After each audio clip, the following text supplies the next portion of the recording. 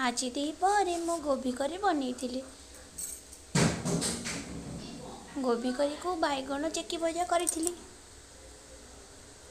एबे मु गोभी करी बनैबा पई जीरा पकई से गोटा मसला देकी आलू मु पकई नेली। आलू को गोल्डन ब्राउन कलर हवा पर्यंत भाजिली तापरे मसला को देदेली। एबे मसला रू तेल छड़िया पर्यंत कषि चलिए। एबे गरम मसला देदेली से आलू पकई नेली।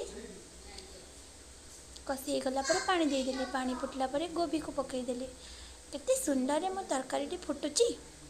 तापरे धनिया पत्र पकईदेली। आ गोभी तरकारी रे धनिया पत्र पकईले बहुत टेस्टी लगे। ता बास्नाटा बहुत भल लगे।